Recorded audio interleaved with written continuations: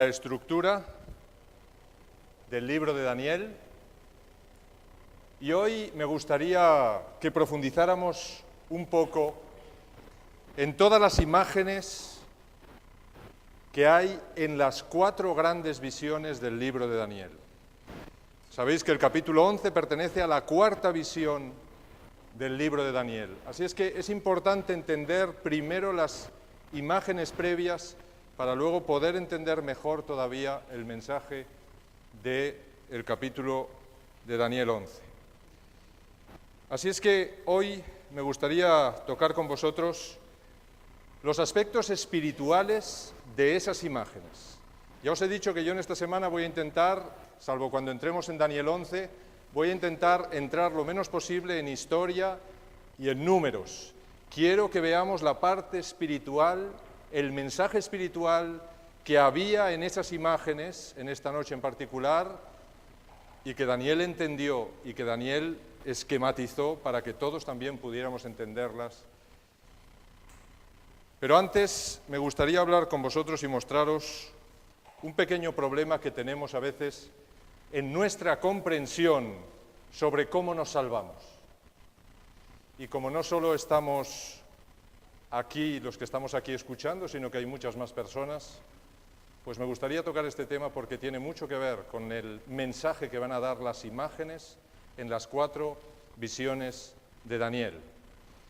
Jesús le dijo a sus discípulos poco antes de marchar al cielo: os conviene que yo me vaya, porque si no me voy, el Consolador, que es el Espíritu Santo, no vendrá a vosotros, pero si me voy, os lo enviaré, y cuando Él venga convencerá al mundo de pecado, de justicia y de juicio, dice Juan 16, del 7 al 8. Mis hermanos, es interesante que estas 3 cosas que hace el Espíritu Santo son las 3 partes en las que está dividida o estructurada toda la estructura que vimos ayer del libro de Daniel. Fijaros que ayer veíamos esta estructura y en este cuadro exterior el Espíritu Santo quiere señalarnos el pecado y lo vamos a demostrar. En este cuadro interior, que es la prueba del creyente, es decir, donde el creyente aferrado a Jesús y a Dios está aguantando las pruebas, aquí se nos está hablando de la justicia, es decir, el creyente no se basa en sus propias justicias, sino en la justicia de Cristo y con fe en Él aguanta hasta el final. Y finalmente, en el centro tenemos el juicio, la respuesta que Dios da a la fe del creyente y, por otro lado, también a la incredulidad de aquel que se ha opuesto a Él y ha perseguido a muerte a sus seguidores. Así es que el Espíritu Santo nos convence de pecado, justicia y de juicio, exactamente las 3 partes de esa estructura. Recordáis que el cuadro exterior nos cuenta la historia de los 4 grandes imperios que dominaron la historia de nuestro mundo, desde la época del profeta Daniel hasta su división en las naciones actuales y la segunda venida. Juan 1, capítulo 3, versículo 4, dice que el pecado es la infracción de la ley. Esto es una definición del pecado perfecta. Y esto es lo que el Espíritu Santo quiere enseñarle al mundo, es decir, a este mundo que está en este cuadro exterior, opuesto a Dios, deseando hacer su voluntad nada más, pero nada de la voluntad de Dios. Así es que el Espíritu Santo quiere convencer al mundo de que el pecado es la infracción de la ley. Y el trabajo del Espíritu Santo, que como decíamos ayer es el único vicario de Cristo en la tierra, pues va a intentar señalar en todo momento la eterna ley de Dios, los 10 mandamientos, que fijaros que es la única parte de toda la Biblia que Dios ha escrito con su propio dedo, que Dios ha pronunciado con su propia voz, la única parte de toda la Biblia que Dios ha escrito con su propio dedo 2 veces y ha pronunciado con su voz delante de todo el pueblo de Israel, que fueron testigos de todo ello, son los 10 mandamientos. Yo os puedo decir que el resto de la Biblia, mis hermanos, no es más que un desarrollo de cada uno de los puntos que Dios especificó en los 10 mandamientos. Toda la Biblia es un desarrollo de esa firma de Dios. ¿Sabéis? Ningún documento puede tener validez si no hay una firma. La palabra de Dios es el documento, la firma sería la ley de Dios. Pero ese documento es el desarrollo de la firma. Es decir, la Biblia desarrolla lo que es el carácter de Dios. La ley de Dios señala el carácter de Dios. Por eso Dios lo escribió con su propio dedo. Cuando los hombres descubren la ley de Dios, siempre se dan cuenta de su pecado. Siempre se dan cuenta de que la paga del pecado finalmente les va a llevar a la destrucción de su vida y les va a llevar a la muerte. El apóstol Pablo personaliza esta experiencia en Romanos 7:9 cuando él dice: yo sin la ley vivía en un tiempo, pero al venir el mandamiento, es decir, al descubrir la ley de Dios en mi vida, el pecado revivió. Es decir, yo no tenía conciencia de lo que hacía era pecado, de lo que yo hacía era pecado. Así es que cuando vino el mandamiento, el pecado revivió y yo morí. Es decir, me di cuenta que si yo seguía así, finalmente acabaría muriendo. La primera tendencia de una persona que se da cuenta de esto, es interesante, generalmente es intentar llevar a la práctica con sus propias fuerzas, con su esfuerzo, esos mandamientos. Así es que la persona intenta, pensando cambiar, que necesita hacer buenas obras para finalmente conseguir ser como Dios pide y entonces conseguir entrar al cielo, que es lo que Dios ha prometido. Los que dedican sus vidas a hacer estas buenas obras, a esforzarse por guardar la ley, por cumplir la ley, con su propio esfuerzo, con todas las fuerzas y la voluntad que Dios les ha dado, pues eran llamados por los judíos fariseos, que no es una palabra peyorativa, en aquella época al menos no lo era, porque los fariseos eran los puros, es decir, aquellos que se esforzaban por guardar la ley a rajatabla. Y entre los cristianos, aquellos que se esfuerzan toda su vida por guardar la ley a rajatabla, haciendo penitencias, encerrándose en monasterios, etcétera, etcétera, pues se les llama, ¿cómo se les llama? Santos. Así es que en el pueblo judío eran los fariseos y en el pueblo cristiano son los santos. Tanto los fariseos judíos como los santos cristianos han olvidado un pequeño texto que expresa muy crudamente cómo Dios ve nuestras buenas obras, cómo Dios ve ese esfuerzo humano por conseguir guardar la ley de Dios. Y ese texto que está en Isaías 64:6 dice que todas nuestras buenas obras o justicias, que es lo mismo, son como un trapo de inmundicia. Es decir, que cuando Dios ve las buenas obras esas que estamos haciendo, Dios ve que es como si le estuviéramos entregando una compresa manchada con la menstruación de una mujer. Esto es exactamente lo que dice el texto hebreo. Y uno puede decir, ¿pero esto cómo es? Señor, si yo me estoy esforzando, ¿cómo tú me estás diciendo que lo que yo estoy haciendo, todo lo que yo estoy haciendo, estas penitencias que estoy realizando, este deseo que tengo por servirte, es una porquería? Es una porquería para ti, que no sirve para nada.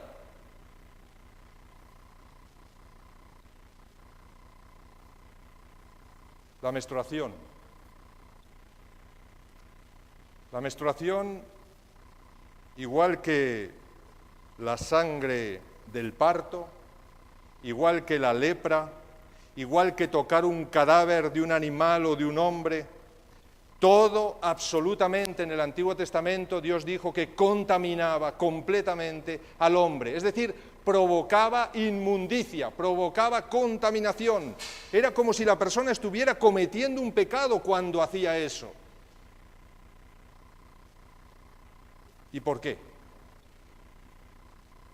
¿Por qué Dios puso todo un montón de cosas que cuando tú tocabas a un muerto, cuando tenías la regla, cuando parías a un hijo, te contaminabas, de tal manera que no podías acudir al santuario, de tal manera que no podías tener relación con Dios, y tenían que salir del campamento, purificarse, con una serie de rituales muy interesantes, purificarse, y entonces podían volver de nuevo a tener contacto con Dios. Y uno puede decir, Señor, pero ¿qué culpa tengo yo de tener la regla? La mujer podía decir, Señor, pero ¿qué culpa tengo yo de tener un niño? ¿Hay algo malo en tener un niño? ¿Hay algo malo en tener la regla? ¿Por qué todo eso era un símbolo del pecado? Mis hermanos, antes del pecado, cuando Adán y Eva estaban en el Edén y no habían pecado todavía, ¿había animales muertos por el campo? No. ¿Había cadáveres por el campo? No. ¿Había leprosos? No. ¿Había dolor en el parto? No. Luego, el parto se produciría sin sangre, porque la sangre es una rotura de vasos sanguíneos, de todo un poco, muerte de células. Antes del pecado no había muerte celular. ¿Y había menstruación? No, no había menstruación. ¿Os imagináis a Eva chorreando sangre por las piernas caminando por el Edén? No había menstruación, porque la menstruación es una muerte celular. Así es que la menstruación es una consecuencia del pecado. Es algo que ocurre después del pecado. Así es que Dios lo pone como símbolo de algo que ha ocurrido después del pecado. Lo pone como símbolo y consecuencia del pecado. Así es que le está diciendo de alguna manera al ser humano que todas esas cosas que no ocurrían antes del pecado en el Edén, ahora ocurren por culpa del pecado. Y Dios dice, mira, lo voy a poner como símbolo de lo que no tienes que tocar, de lo que no tienes que relacionarte. Es decir, si quieres relacionarte conmigo, no toques eso, no estés en contacto con el pecado. Es decir, no estés en contacto con el símbolo del pecado. ¿Sabéis que todo el Antiguo Testamento funciona con símbolos? Símbolos que luego se convertirían en una realidad en el Nuevo Testamento. Así es que Jesús era un cordero en el Antiguo Testamento, pero en el Nuevo Testamento es Jesús en realidad. En el Antiguo Testamento había símbolos del pecado, en el Nuevo Testamento ya son los pecados en realidad.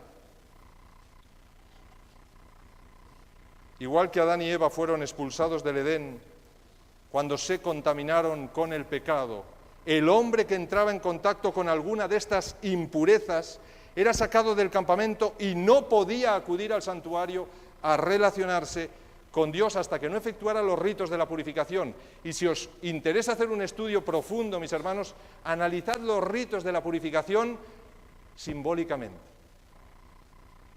Y veréis con qué se purificaba esa persona que había entrado en contacto con algo que representaba el pecado. ¿Con qué se tenía que purificar?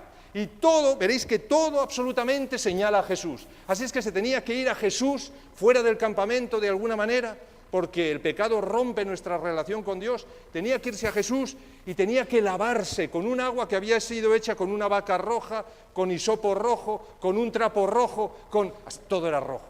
¿Por qué? Porque señalaba la sangre de Jesús, que me tiene que lavar completamente. Y entonces ya Jesús me rehabilita y ya puedo volver a la casa de Dios a hablar con Él, a encontrarme con Él, porque Jesús ha perdonado mi pecado, me ha limpiado y ya se ha roto, se ha quitado la brecha que se había abierto entre yo y Dios. Ese es el mensaje fascinante que hay en todos los ritos del Antiguo Testamento. ¿Sabéis? Dios no es machista.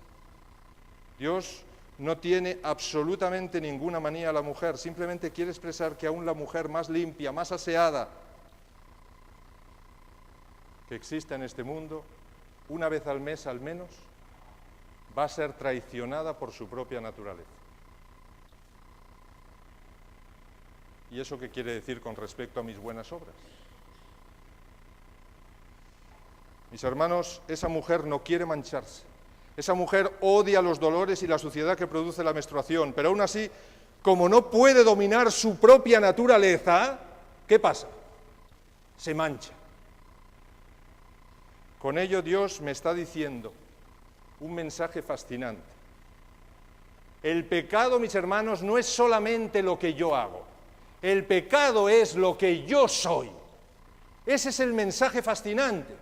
Es decir, que si yo intento hacer buenas obras, Dios me dice, están manchadas. Señor, ¿y de qué están manchadas? De tu propia naturaleza degenerada. Señor, yo intento amar como tú amas, voy a intentar tener el amor ágape que tú tienes, Pero resulta que mi mente egoísta, mi mente viciosa, mi mente enferma, a lo mejor hasta de nacimiento, mi mente que ha sido criada en un ambiente determinado, a lo mejor con un padre que me molía a palos, está deformada. Así es que, ¿cómo podré yo tener el amor perfecto que tiene Dios? ¿Será posible? No, no es posible, porque mi mente está tocada. Así es que mis mejores obras estarán manchadas siempre de egoísmo, estarán manchadas de vanidad, estarán manchadas de muchas cosas. Estarán manchadas de mi propia naturaleza degenerada. Así es que cuando Dios dice, vuestras mejores obras son como trapos de inmundicia, me está diciendo, mira, por mucho que te esfuerces en hacer buenísimas obras, siempre tu naturaleza estará degenerada. Es decir, estarás manchando esas obras con una naturaleza degenerada que no puedes cambiar, que no te puedes quitar de encima, igual que la mujer no se puede quitar la regla de encima. Este es el mensaje fascinante que Dios nos dice a todos los cristianos que intentamos salvarnos a través de nuestras buenas obras. Y sabéis que la mujer es símbolo del pueblo de Dios. La mujer es símbolo de la Iglesia, a la que Dios advierte que en las buenas obras no hay salvación. Así es que cualquier iglesia cristiana que se apoye en las buenas obras para salvarse está en un error absoluto, porque todas esas buenas obras están manchadas de impureza, de pecado, de degeneración, no sirven para nada por sí solas. Digo por sí solas, no sirven para nada. Tiene que haber algo más que pueda hacer que las buenas obras sean aceptadas por Dios. Cuando el apóstol Pablo, un fariseo fanático de las buenas obras, antes de conocer a Jesús, descubrió esto. Él exclamó en Romanos 7, 18, 19 y versículo 24, él dice, yo sé que en mí, esto es, en mi carne, no habita el bien, porque el querer el bien está en mí, pero no el hacerlo. No hago el bien que quiero, sino el mal que no quiero, eso hago. Miserable de mí. ¿Quién me librará, dice él, de qué? De este cuerpo, dice, este cuerpo degenerado. ¿Quién me va a librar de este cuerpo? Que ya me he dado cuenta que no puedo hacer ninguna cosa buena, porque para Dios todo es trapo de inmundicia, porque este cuerpo está degenerado. Así es que por muy buenas obras que haga, el Señor no las admite. La ley, como dice Santiago, solo es el espejo que el Espíritu Santo, mis hermanos, pone delante de nosotros. La ley no nos sirve para salvarnos. La ley es un espejo, lo dice Santiago, un espejo que Dios me pone delante, que el Espíritu Santo me pone delante y dice, mírate, mira qué defectos tienes. Pero solo me señala los defectos, solo me señala el pecado, no me señala la solución al pecado, la ley. Pero cuando yo veo que no puedo hacer nada para solucionar ese pecado y que mi propio cuerpo está lleno de pecado y que mi naturaleza me traiciona, entonces el Espíritu Santo me señala a Jesús. El Espíritu Santo me dice, mira, ahí está la solución. Con la ley te das cuenta de tu pecado, de que sigues en pecado, pero la solución está en Jesús. Por eso aquel que era contaminado por la sangre, la menstruación o lo que sea, tenía que salir del campamento a encontrarse ¿con quién? A encontrarse a solas con Jesús, a purificar su vida. Y una vez hubiera purificado su vida, es decir, Jesús le hubiera perdonado sus pecados, entonces ya podía volver, ya no tenía pecado, ya podía relacionarse de nuevo con Dios.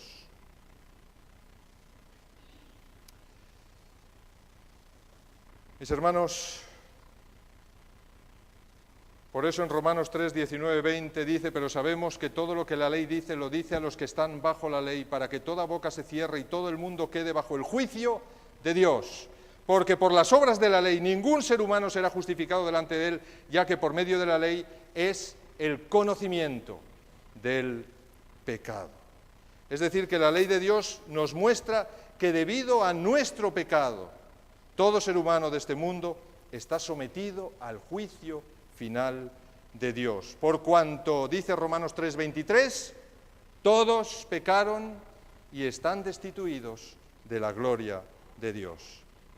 El juicio es la tercera cosa que Dios nos muestra, que el Espíritu Santo quiere convencer al mundo, y es el centro de toda la estructura del libro de Daniel. Aquí está el juicio.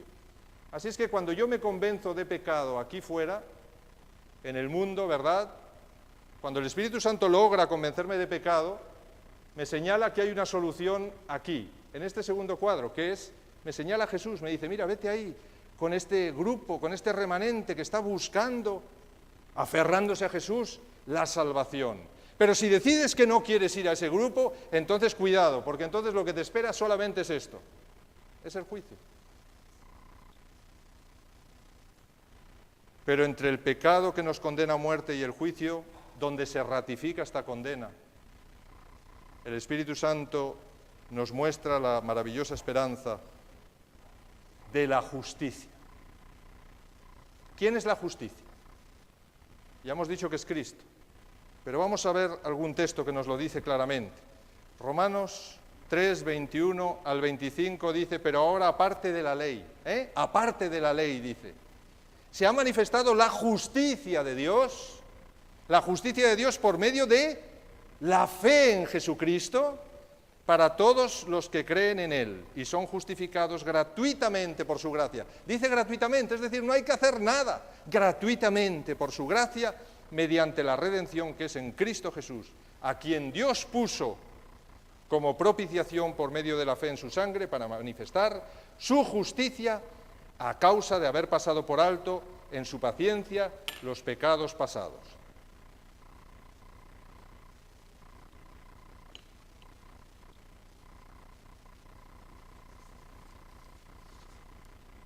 Luego, los pecados que nos condenan en el juicio de Dios son perdonados por medio de la fe en Cristo Jesús, que murió en nuestro lugar y que pagó con su muerte la muerte a la que nos condenaba el pecado. Así es que Jesús lo ha arreglado todo, Jesús lo ha hecho todo por nosotros. Yo solo tengo que creer en Él, aferrarme a Él y caminar con Él. Eso es lo que la Biblia me dice. Este es el secreto de la salvación. Por eso dice, ahora somos justificados gratuitamente por su gracia. Y la gracia es algo que yo no me merezco, la gracia es algo que se me da sin que yo lo merezca. Así es que sé que la mayoría conocéis estas cosas, pero a veces debemos meditar en ellas. Por eso Jesús dijo que todo el que crea en Él no sería condenado, pero el que no cree ya ha sido condenado. ¿Veis? El que cree no será condenado, pero el que no cree en Él ya ha sido condenado porque no ha creído en el nombre del unigénito Hijo de Dios. Por eso la Biblia se representa la perfecta justicia como una vestidura. Una vestidura. ¿Por qué? Porque lo que hay dentro está feo. ¿Qué hizo las vestiduras que Dios les dio a Adán y Eva en el Edén? ¿Qué hicieron esas vestiduras? Cubrir su desnudez. Pues las vestiduras que Cristo nos da cubren nuestro pecado, cubren nuestra inmundicia, cubren nuestra impureza, cubren lo que no se tiene que ver. ¿Y qué se ve entonces cuando Cristo nos recubre con su perfecta justicia? Se ve la perfección de Jesús, se ven las obras perfectas de Jesús. No las mías, se ven las de Él. Por eso Isaías 61:10 dice, en gran manera me gozaré en Jehová, mi alma se alegrará en mi Dios, porque me vistió con vestiduras de salvación, me rodeó con un manto de justicia.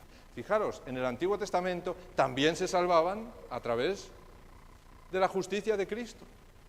Así es que no es cierto eso que dicen algunas iglesias cristianas de que en el Antiguo Testamento se salvaban por las obras y en el Nuevo Testamento por la fe. Es una mentira, es una patraña, es no haber entendido la palabra de Dios.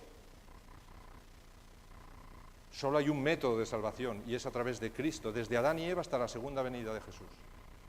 No hay otro. Y las vestiduras de justicia se dieron desde Adán y Eva hasta la segunda venida. ¿Cómo van los redimidos vestidos? ¿Con vestiduras? Blancas, me dice Apocalipsis, que representa la perfecta justicia que se le ha dado a vestir a la Iglesia. Así es que el método de salvación siempre ha sido el mismo. Por eso Dios no aceptó la ofrenda de Caín. ¿Qué ofrenda ofrecía Caín, mis hermanos? ¿Qué puso sobre aquel altar Caín? Puso las mejores frutas de su huerta. Sin embargo, sí aceptó el sacrificio de Abel. ¿Qué puso Abel encima del altar? Un cordero. Dice que exactamente puso los primogénitos de sus ovejas, dice. Y dice que miró Jehová con agrado a Abel y a su ofrenda, pero no miró con agrado a Caín ni a su ofrenda. ¿Y cuántos teólogos de la Iglesia cristiana están discutiendo si es que a lo mejor Caín puso frutas que estaban un poquito estropeadas, por eso Dios no lo aceptó? Hay estos comentarios entre teólogos cristianos, mis hermanos. ¿Cómo es posible? ¿Cómo podemos entender tan poco la palabra de Dios? ¿Por qué no aceptó lo que Caín puso encima del altar? Porque Caín y Abel sabían lo que tenían que poner. Dios se lo había dicho. Ya se lo había dicho a Adán y Eva cuando delante de ellos seguramente mató unos corderos, les quitó las pieles, creó unos vestidos y se los puso encima a Adán y Eva. Les decía que solamente con la justicia de Cristo, con la perfección de Jesús, un día, ¿verdad?, el hombre sería recubierto completamente para poder entrar al cielo. Así es que cuando Caín pone ahí sus frutos, ¿qué representan los frutos en la Biblia? ¿Qué representan? Representan las buenas obras. Los frutos en la Biblia representan las obras del hombre, las buenas obras del hombre. Caín sabía que debía sacrificar un cordero, pero introdujo, mis hermanos, un cambio. Él introdujo algo que él se inventó. Él dijo, oye, pues Dios me ha pedido un cordero, pero, estoy trabajando tanto tiempo en estas frutas, fíjate qué bonitas, le voy a dar al Señor lo mejor de mi huerta, se lo doy al Señor. Se va a quedar encantado el Señor con esto. Pero Dios no se quedó encantado, porque Dios no se queda encantado con las cosas que yo me invento, Dios no se queda encantado con mi voluntad, se queda encantado cuando yo hago su voluntad. Así es que Caín decidió introducir un pequeño cambio. Ahí comenzó la tradición, mis hermanos, ahí comenzó la tradición. La tradición es introducir un pequeño cambio de mi invención en aquello que Dios me ha pedido. Y Dios dice que no lo acepta. Me lo está diciendo desde el principio de la historia. No acepto los cambios en lo que yo he pedido. Así es que no acepto los cambios en los mandamientos, no acepto los cambios en el día de descanso, no acepto los cambios, absolutamente ningún cambio en nada. Y pobre de aquel que cambie algo de la palabra de Dios, lo dice al final de la Biblia. Pobre de aquel que cambie algo de este libro, dice. Mis hermanos, es tremendo cómo hay iglesias, tantas iglesias dentro del cristianismo que se atreven a cambiar tantas cosas, a tener tradiciones enormes. La iglesia mayoritaria dentro del cristianismo se basa en la tradición y no en la palabra de Dios para salvarse. Están haciendo lo que hizo Caín, exactamente lo mismo. Por eso Abel sacrificó los primogénitos de sus ovejas, que representan a Cristo. Dice ahí que sacrificó los primogénitos de sus ovejas, porque el Cordero de Dios que quita el pecado del mundo es lo que Abel sacrificó encima del altar. Y ese cordero es el primogénito de toda la creación, dice Colosenses 1:15, el primogénito de entre los muertos, dice Colosenses 1:18, el primogénito entre muchos hermanos, es decir, el primero que abre la puerta de la salvación en el camino hacia el cielo, y detrás vamos nosotros, pero Él es el que abre todo. Así es que, si yo cambio algo y pongo mis mejores obras por delante de Jesús, que es el primogénito, el primero de todos, mis hermanos, estoy cometiendo una abominación terrible, estoy cometiendo algo impresionante. Fijaros que Caín creó una mezcla. ¿Qué mezcla creó? Sí, Dios ha pedido esto, pero, bueno, yo hago todo igual, ¿no? Hago el altar, pongo aquí la leña, exactamente como Dios me ha pedido, pero en vez de poner el corderito, a mí me gustan más las frutas, voy a poner las frutas, porque dice que Caín era agricultor, así es que se dedicaba a eso. Y Abel dice que era pastor de ovejas. ¿Y cuántos teólogos dicen, bueno, a lo mejor es que no se atrevió a pedirle a su hermano una oveja, o a lo mejor es que... No, mis hermanos, él decidió cambiar algo ahí. Creó una mezcla entre lo que Dios pedía y lo que él se estaba inventando. Y Dios dice en toda la Biblia que la mezcla, lo hemos visto ayer, la mezcla, él la llama abominación. Y además Daniel le añade una palabrita al lado, abominación asoladora. ¿Por qué abominación asoladora?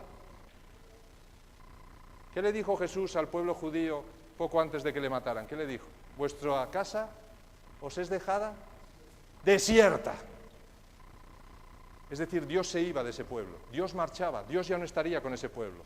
Asolar no solo significa arrasar un lugar, asolar significa dejar yermo, dejar vacío, sin nadie. Así es que cuando Dios se marcha de una iglesia, esa iglesia queda asolada.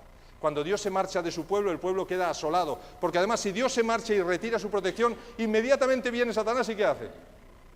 Lo arrasa todo. Así es que lo deja todo absolutamente asolado. Abel, a diferencia de su hermano, basó su fe en la perfecta justicia de Cristo. Puso su fe en el Cordero de Dios que un día moriría en la cruz. Y Dios aceptó su sacrificio. Dios aceptó su fe, porque no presentaba sus buenas obras, sino que presentaba que él confiaba en los méritos de Jesús, que un día vendría a morir en la cruz. Como Jesús no había muerto, tenía que poner el Cordero, que representaba a Jesús. Y él puso su fe en lo que ese Cordero representaba. Y eso le fue contado por justicia. Igual que Abraham puso su fe en lo que Dios le pedía: sal de la tierra de tu parentela y vete a un lugar que yo te mostraré. Y salió. Así es que puso su fe en lo que Dios le decía y a continuación hizo lo que Dios le decía. Esto es lo correcto. Primero la fe en Jesús. Y la fe en Jesús hará que yo obre según lo que Dios me pida. Exactamente como Dios me lo pida. No como a mí se me ocurra, sino como Dios me lo pida. Y si Dios me pide una cosa, y yo digo, sí, Señor, yo tengo fe en ti. Y Dios me dice, pues mira, camina hacia la derecha. Y yo digo, bueno, Señor, yo creo que te da lo mismo que yo camine hacia la derecha o hacia la izquierda. Así es que yo me voy a ir por la izquierda. ¿Estoy demostrando que tengo fe? No, estoy rompiendo la fe. Así es que la fe se demuestra con las obras. Ahí está el juego. La fe hace que yo tenga obras correctas, pero esas obras siempre estarán de acuerdo con todos los mandamientos de Dios, con todo lo que Dios me pide. El Espíritu Santo me dará poder para realizar esas obras correctas. Por eso, desde que Adán y Eva caen en el pecado, todos los animales que se ofrecían en el sacrificio debían de ser animales. ¿Cómo? Si representaban a Jesús, ¿cómo tenían que ser esos animales? Sin defecto, sin tacha ninguna. Dice exactamente Deuteronomio 17:1, no ofrecerás en sacrificio a Jehová tu Dios buey y cordero en el cual haya defecto o alguna cosa mala, pues es cosa que dice abominable para Jehová tu Dios. ¿Por qué no podía tener defecto el cordero? Porque representaba la perfección de Jesús, que un día vendría a morir por nuestros pecados. Por eso el apóstol Pedro dirá que solo podemos ser rescatados de nuestra vida pecaminosa, ¿con qué? Con la sangre. Fuisteis rescatados de vuestra vana manera de vivir, la cual recibisteis de vuestros padres. Ahí está hablando de la ley de la herencia. No con cosas corruptibles como oro o plata, sino con la sangre preciosa de Cristo, como la de un cordero. ¿Nunca os habéis fijado por qué dice sin mancha y sin contaminación? ¿Por qué no dice sin mancha nada más? Y emplea dos palabritas, sin mancha y sin contaminación. Y además pone un y en medio. O sea, como diciendo, son dos cosas distintas. Primero, Jesús era sin mancha y además era sin contaminación. ¿Qué es la mancha? La mancha es el defecto que hay en una naturaleza personal. Es decir, yo tengo una mancha desde el nacimiento. Tengo un antojo desde el nacimiento. Tengo algo que viene desde el nacimiento, ahí tengo una mancha. Es decir, algo que tiene que ver con mi naturaleza. Tengo un defecto de nacimiento. Pero, ¿y la contaminación? ¿Qué es la contaminación? Ya lo hemos dicho antes.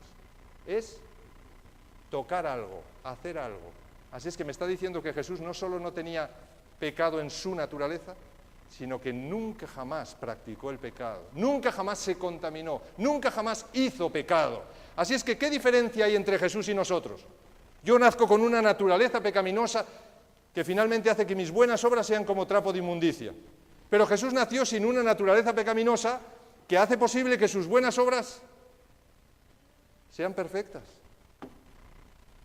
Porque nunca estarán manchadas por la menstruación, nunca estarán manchadas por la inmundicia. Por eso dice el apóstol Pedro, sin mancha y sin contaminación. ¿Nunca os habéis fijado que en el Antiguo Testamento toda la sangre de los seres humanos, los animales, todo contaminaba? Pero solamente la sangre del cordero sin defecto purificaba. ¿Nunca visteis que Jesús tocaba a los leprosos que nadie quería tocar porque se contaminaba? Sin embargo, Jesús en vez de adquirir la lepra, lo que hacía es que curaba la lepra. ¿Eso por qué? Porque Jesús era perfecto, Jesús tenía una naturaleza perfecta, entonces todo lo que él tocaba era sanado. La naturaleza de la persona enferma sanaba. Todos son mensajes que nos muestran que Jesús no tenía una naturaleza pecaminosa. ¿Nunca os habéis parado a pensar por qué dice el Evangelio que el cuerpo de Jesús metido en la tumba no vio corrupción? No vio corrupción. ¿Esto cómo es? ¿Por qué no vio corrupción? Si cualquier muerto, en cuanto lleva 2 o 3 días muerto, ya empieza a oler, ya está corrompido. ¿Por qué Jesús no? Porque su cuerpo era, su naturaleza tenía una naturaleza especial que no tenían los demás seres humanos. Ningún ser humano con una naturaleza pecaminosa puede ofrecer sus buenas obras como justificación ante Dios. Por eso la Biblia denomina hombre de pecado al papado en su pretensión de ocupar el lugar de Dios en la tierra. Lo vimos ayer, le llama hombre de pecado. ¿Por qué? Porque dice, ¿cómo un hombre pecador, cómo un hombre con una naturaleza pecaminosa puede ocupar el lugar de Dios en la tierra? Es imposible, no puede ser. Y llama abominación a toda la sustitución de las obras divinas por las obras humanas. Esto es lo mismo que hizo Caín creando la primera religión en la que el hombre se salvaba por las obras en vez de por la fe. Esto es lo que creó Caín.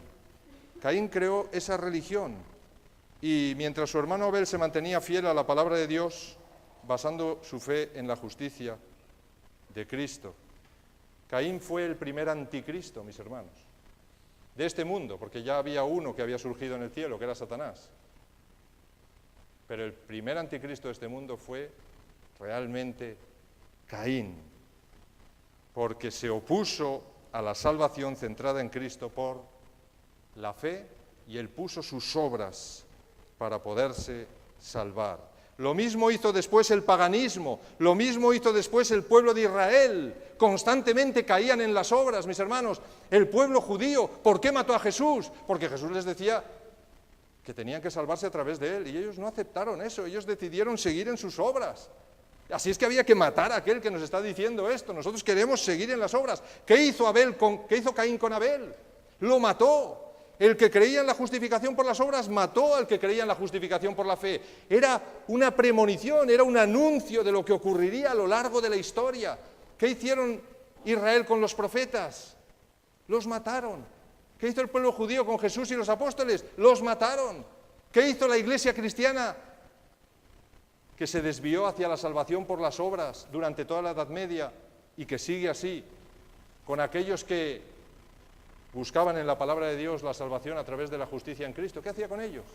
Los mataba, los quemaba en las hogueras a través de los tribunales de la Inquisición. Lo mismo que hizo la Iglesia católica romana durante la Edad Media, matando y quemando en autos de fe a los herejes. Es lo mismo que hizo Caín. Es lo mismo que hizo el pueblo de Israel. Es lo mismo que hizo el pueblo judío con Jesús y sus discípulos. Es la historia que se repite, mis hermanos, constantemente. Es el mensaje que Dios nos transmite desde el principio hasta el final. Constantemente nos dice, la historia se repite. Por eso Juan en su primera epístola advierte a la iglesia cristiana, en primera de Juan 2, 18 al 19, y le dice, oísteis que el anticristo viene, oísteis que el anticristo viene. Así ahora han surgido muchos anticristos. ¿Por qué? Porque él conocía que desde Caín había habido anticristos, muchos anticristos. Por esto conocemos que es el último tiempo. Salieron de nosotros, dice, esos anticristos.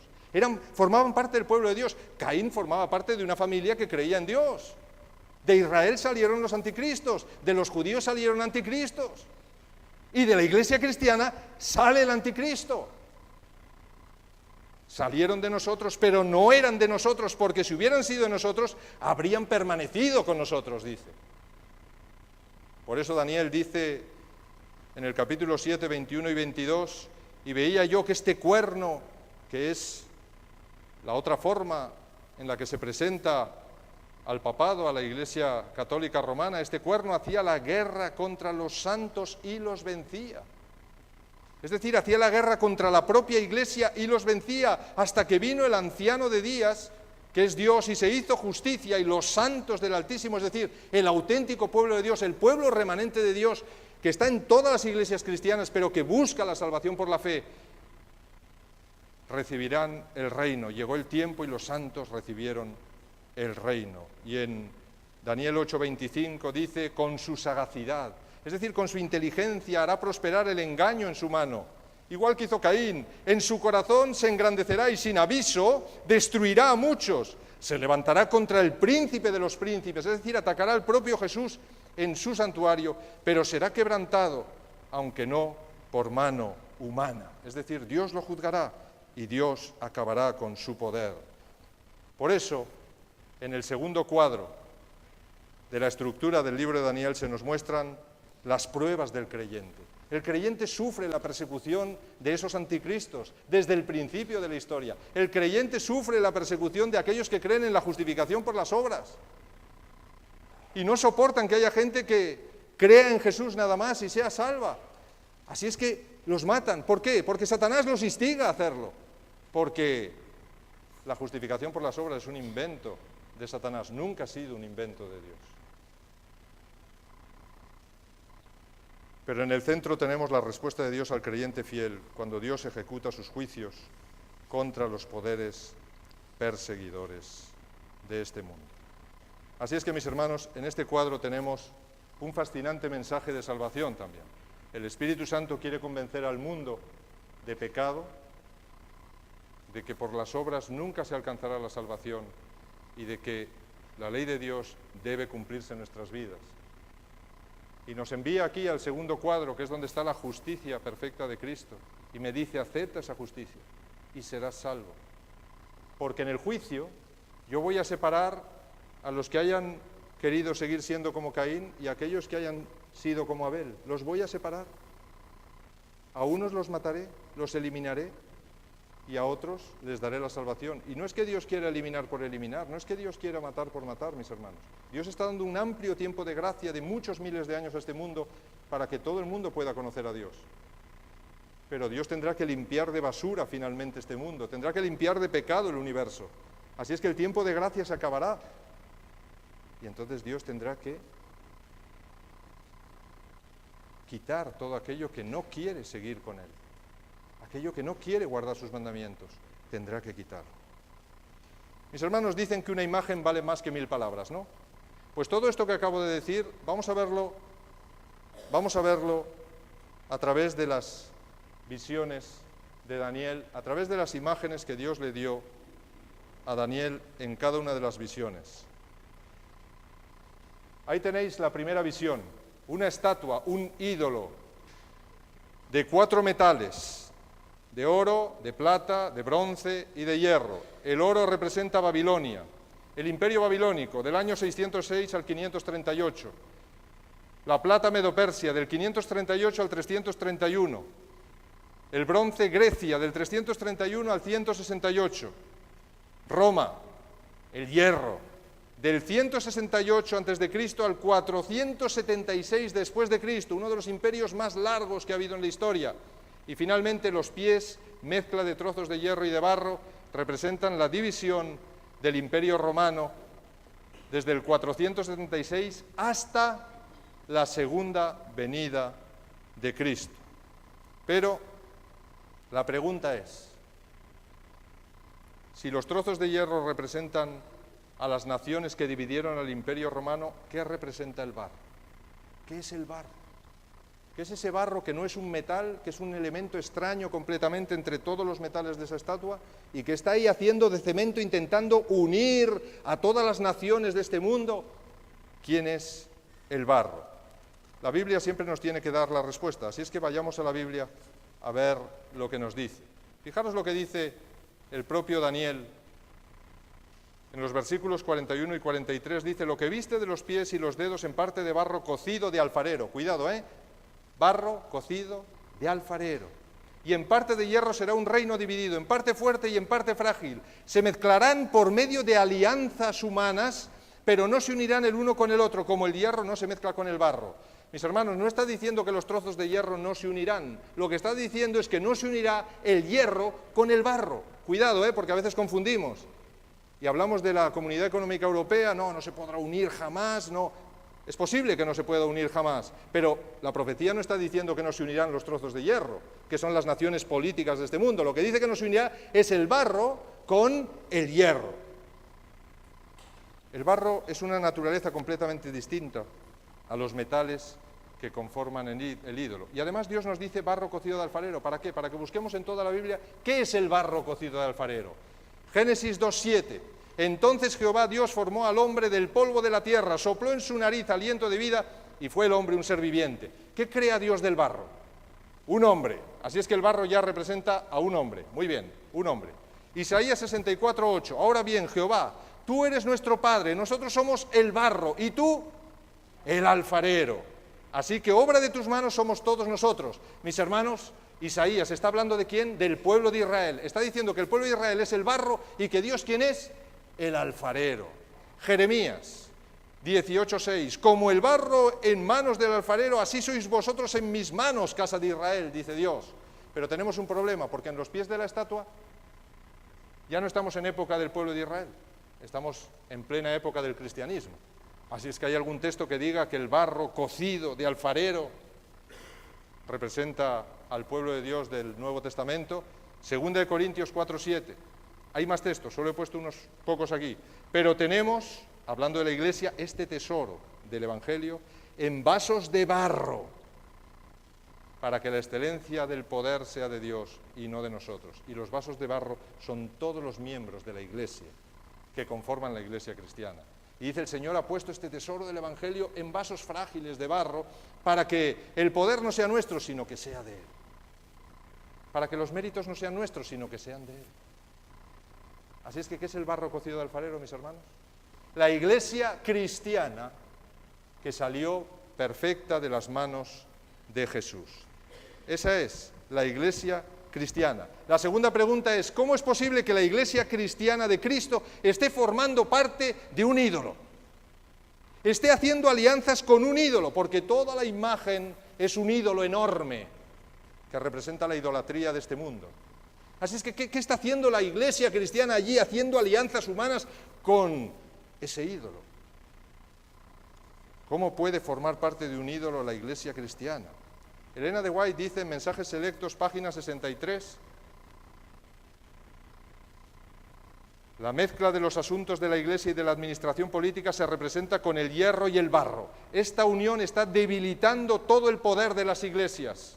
Los hombres casi han traspasado el límite de la tolerancia de Dios, han utilizado su fuerza política y se han unido con el papado, pero llegará el tiempo cuando Dios castigará a los que han invalidado su ley y sus malas obras recaerán sobre ellos mismos. ¿Cuál es el resultado de esta mezcla abominable? Daniel 2:34 me dice cuál es el resultado. Me dice que una piedra se desprendió sin que la cortara mano alguna, es decir, una piedra que venía del cielo, hirió la imagen en sus pies de hierro y de barro cocido y los desmenuzó. ¿Qué desmenuza la piedra, mis hermanos? ¿Solo el hierro? ¿Solo los reinos políticos de este mundo? No, también dice que desmenuza el barro, es decir, desmenuza la Iglesia cristiana. La Iglesia cristiana que está haciendo alianzas con el hierro, con los reinos de este mundo, que se está aferrando a las cosas de este mundo. Daniel comprende que Dios va a apedrear, y digo apedrear, mis hermanos, porque en el Antiguo Testamento está lleno de apedreamientos, y una piedra que se desprende, y además Dios dice, sin mano humana, es decir, no la va a lanzar una mano humana, no va a ser un juicio humano, va a ser un juicio divino. Soy yo el que voy a juzgar a esa imagen, soy yo el que voy a juzgar a la Iglesia cristiana apóstata.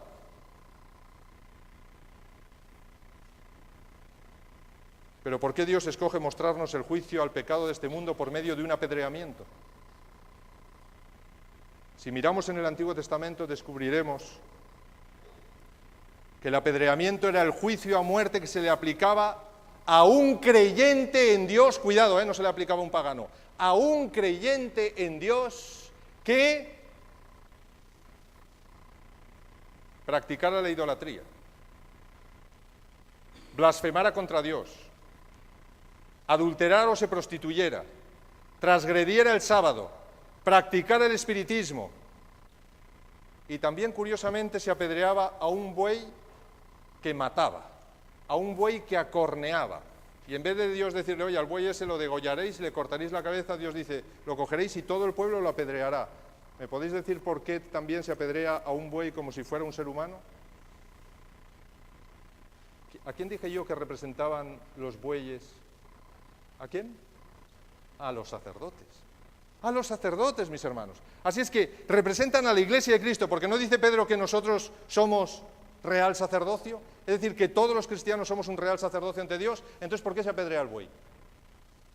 ¿Por qué se apedrea a un buey que está empleando su poder? ¿Para qué? Para matar, para cornear. ¿Por qué se le apedrea? Porque está resumiendo todo eso. Está hablando de una iglesia, unos sacerdotes que se han apartado de Dios y ¿qué están haciendo? Están empleando violencia con sus semejantes hasta matarlos. Y mis hermanos, cuando yo cambio la ley de Dios, cuando cambio el plan de salvación de Dios, ¿qué ocurre?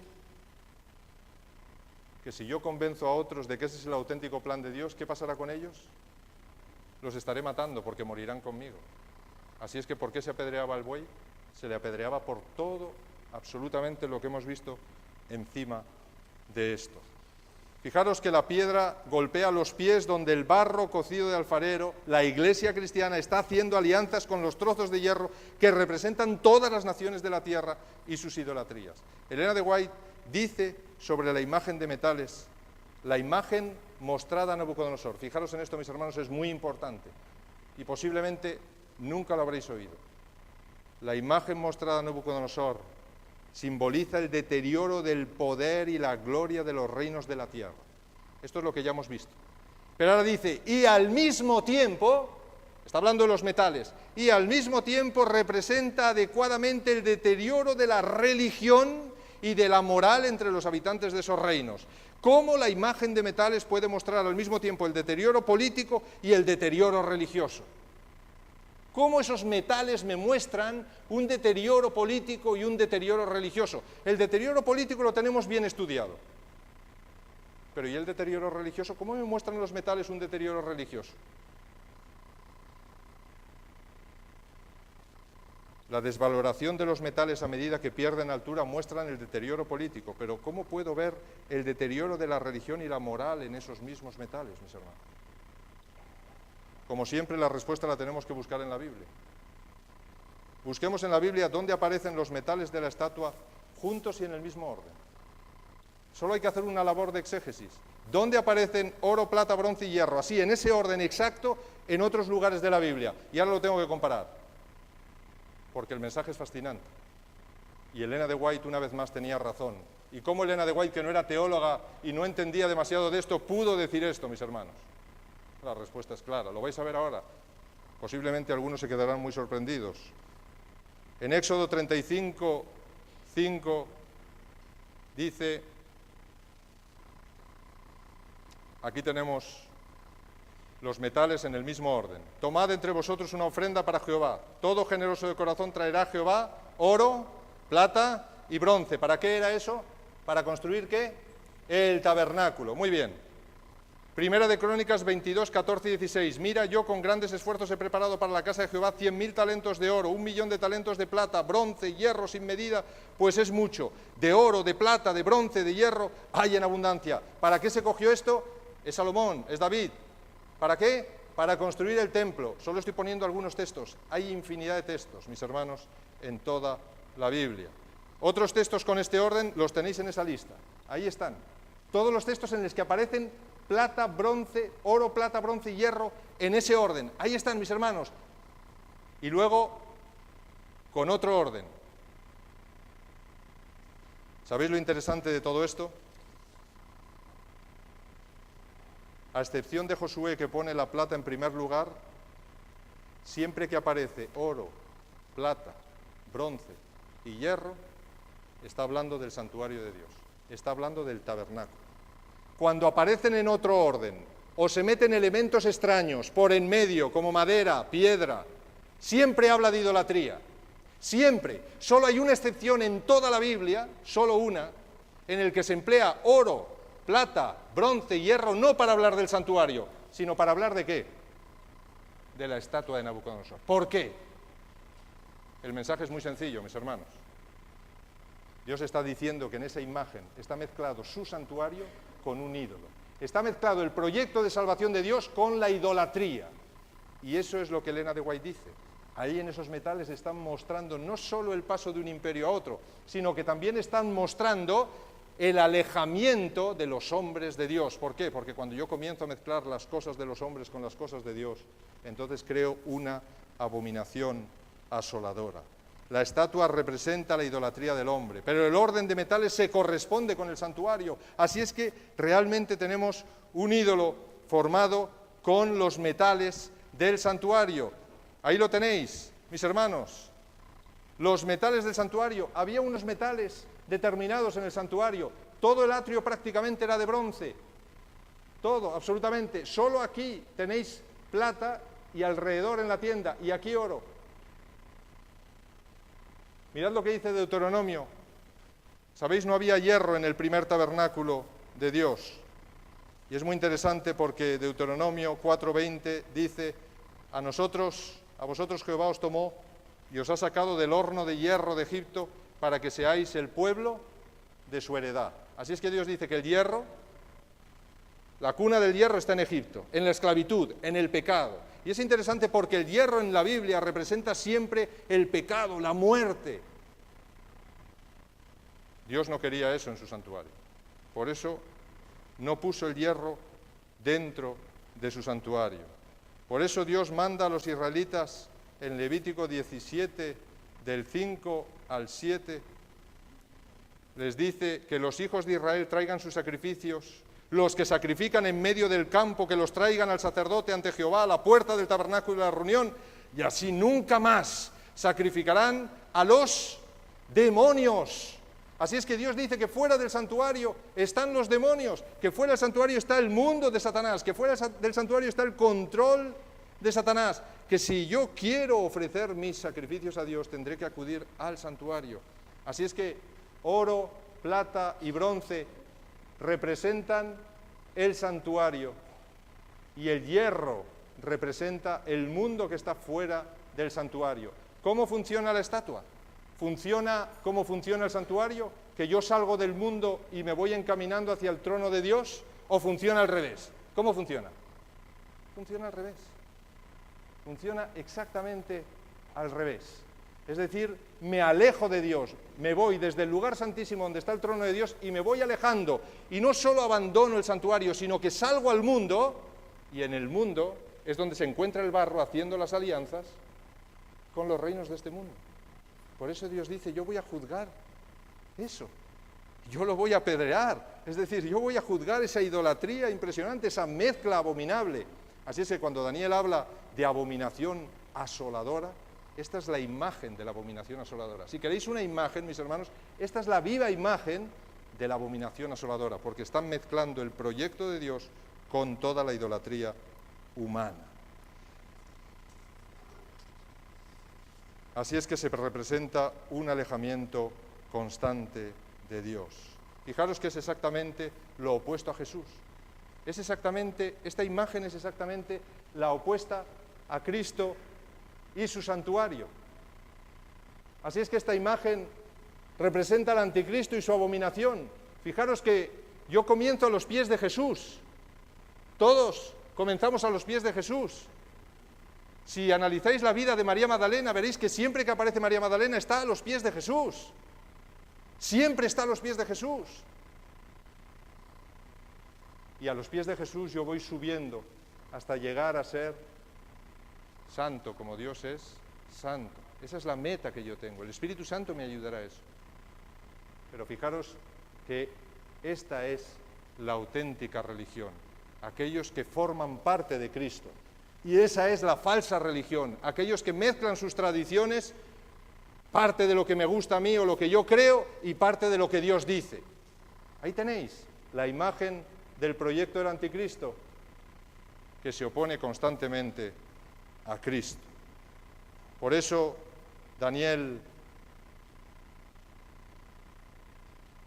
8, del 11 al 12 dice que se engrandeció, el papado, la Iglesia Católica Romana se engrandeció frente al príncipe de los ejércitos. Por él fue quitado el continuo, que es la constante intercesión de Jesús en el cielo por nosotros, y el lugar de su santuario fue echado por tierra a causa de la prevaricación. Ya vimos ayer lo que era. Le fue entregado el ejército, que es la Iglesia, junto con el continuo, es decir, junto con la administración de la salvación, y echó por tierra la verdad, e hizo cuanto quiso, y prosperó.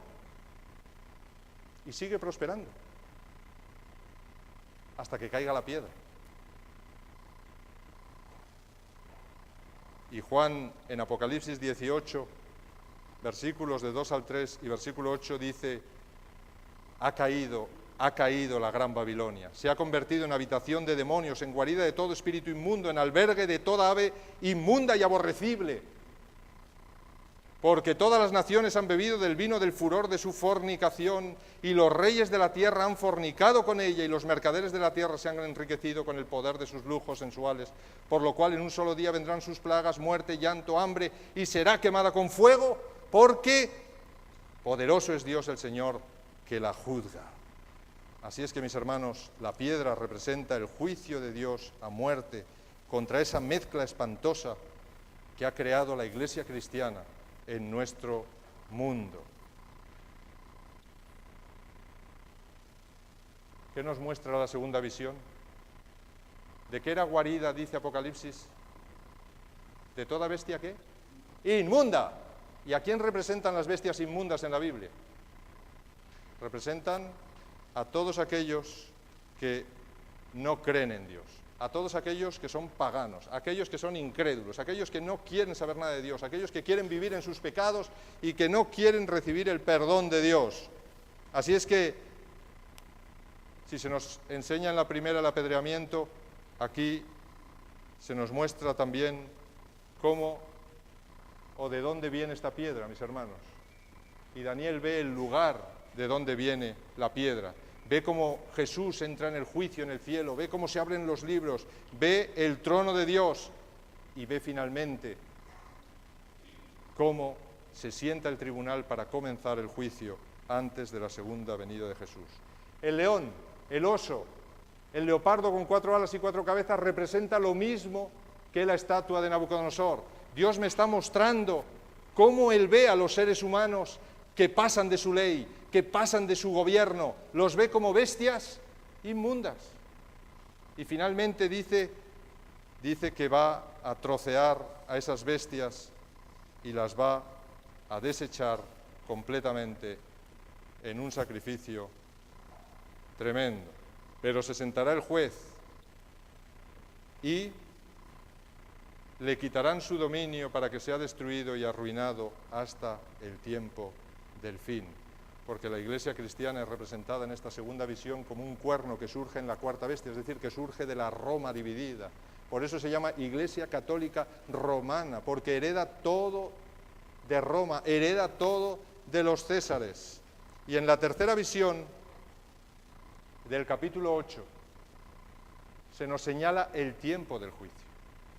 Así es que en la primera visión se me señala el porqué del juicio, en la segunda visión se me señala el lugar del juicio, y en la tercera visión se le señala a Daniel cuándo va a ser el juicio. ¿Y cuándo va a ser? Dice hasta 2300 tardes y mañanas, y luego el santuario será purificado. Es decir, se le dice que dentro de 2300 años, dice el Señor, yo purificaré ese santuario. ¿Y cómo se lo representa esa purificación del santuario, mis hermanos? Se lo representa a través de 2 animales, un buey y un carnero, un carnero y un macho cabrío, que representan el día de la expiación, un día de juicio en el pueblo de Israel. ¿Y no os dais cuenta que aquí falta un animal? Falta el animal que representa a Babilonia. ¿Qué 3 animales se presentaban el día de la expiación? Primero un buey, para el pecado de los sacerdotes. Luego se presentaba carneros, y luego, al final de la ceremonia, 2 machos cabríos. La pregunta es ¿por qué falta el buey ahí? Porque aquí falta un buey. ¿Os acordáis en el capítulo 4, en la locura de Nabucodonosor, con qué se compara Nabucodonosor? Yo os invito a que lo leáis, mis hermanos, porque 3 veces Daniel le dice que va a comer hierba como... No dice como las bestias, dice específicamente un animal. ¿Como un qué? Dice como un buey. ¿Qué es lo que se apedrea en la Biblia, hemos visto antes? El buey, ¿qué? Acorneador. ¿Por qué aquí no hay un buey? ¿Sabéis por qué no hay un buey? Porque este león me muestra la conversión de Nabucodonosor. Porque el león se le arrancaron las alas, dice, se le levantó y luego se le metió un corazón de hombre. Dios está transformando a un hombre que está en el mundo, un hombre lleno de idolatría, un hombre que es enemigo de Dios, pero que se ha dejado finalmente convencer por Dios, lo está transformando de una bestia alienada por el pecado, ¿en qué? En un hombre a imagen de Dios. Por eso termina la conversión metiendo un corazón de hombre en él, porque tenía un corazón de bestia. Así es que si me está mostrando aquí la conversión de Nabucodonosor, ¿por qué lo va a meter ahí? Porque si mete aquí un animal tendría que ser un buey acorneador. ¿Por qué un buey acorneador? Mis hermanos, ¿cómo tenían que ser los animales que se ofrecían? ¿Cómo tenían que ser los animales que se ofrecían en el santuario? ¿Cómo? Perfectos, muy bien, perfectos. ¿Y estos animales son perfectos? No, ¿por qué no son perfectos? No son perfectos, mis hermanos. No son perfectos. Este se dice que tenía un cuerno más grande que otro. Y este de aquí se dice que tenía un cuerno en el centro de la cabeza. No son perfectos. Así es que, ¿qué está representando aquí Daniel? ¿Qué está representando Dios? Está diciendo que muchos cristianos, que parecen cristianos, porque esos animales puros representan al pueblo de Dios, no son realmente cristianos, sino que tienen tantas imperfecciones que finalmente serán destruidos junto con aquellos que ni siquiera creen. Eso es lo que está diciendo. ¿Por qué no mete a Nabucodonosor aquí? Porque Nabucodonosor ya se ha arrepentido. Así es que no lo puede meter en un lugar en el que está presentando a creyentes imperfectos, a cristianos que tienen apariencia de cristianos, pero que no son cristianos.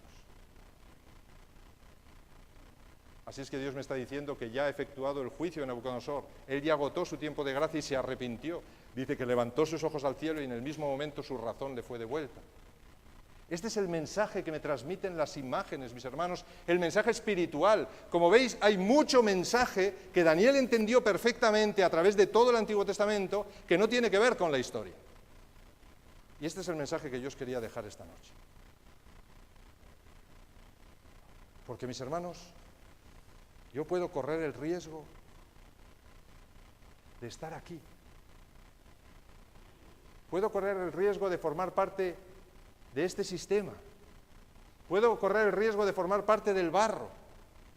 Y finalmente estar toda la vida en la iglesia y debido a mis imperfecciones, debido a que sigo aferrado a determinados pecados, sí, soy cristiano, digo con la boca llena, soy cristiano, pero ¿qué pasa? Pero en mi vida no se ve el cristianismo. Por eso Jesús tiene un texto que dice, en aquel día, muchos me dirán,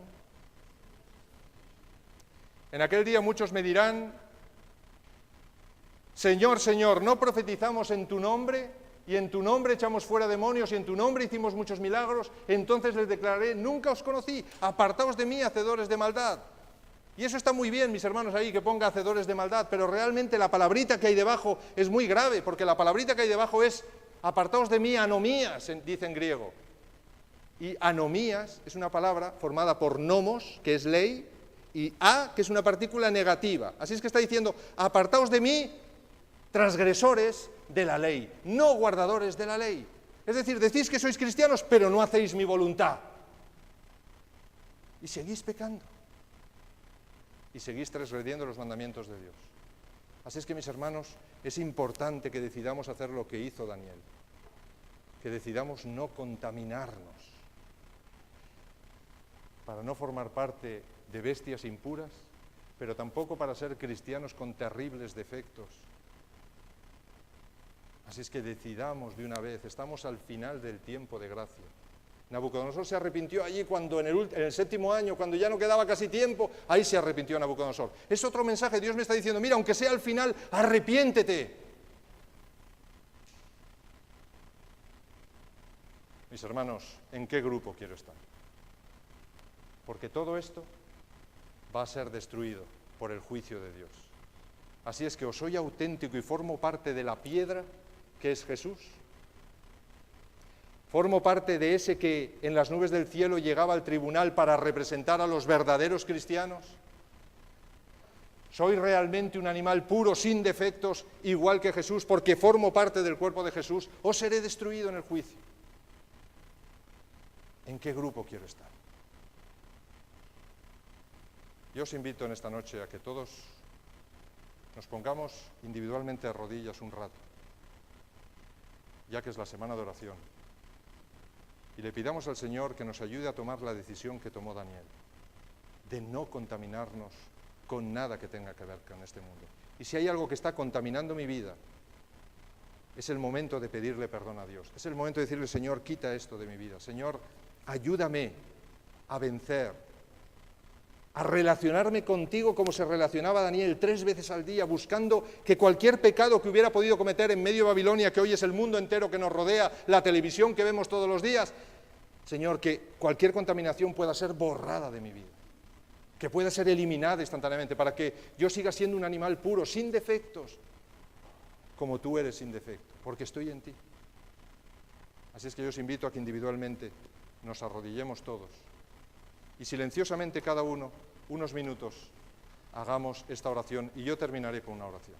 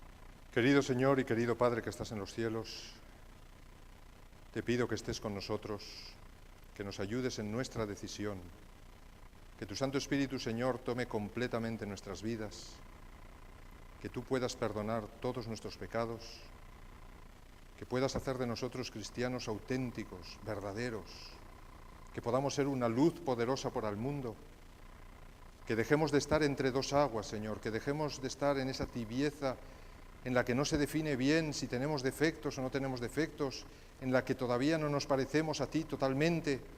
Te pido, Padre, que podamos ser cristianos auténticos, verdaderos, que se nos pueda conocer, Señor, por tus maravillosas y perfectas obras, que se nos pueda conocer, Señor, porque nos parecemos a ti, porque somos un reflejo de ti, porque tu Santo Espíritu, Señor, va a transformarnos y limpiarnos, y va a hacer posible que eso que es imposible para mí, que es guardar la ley,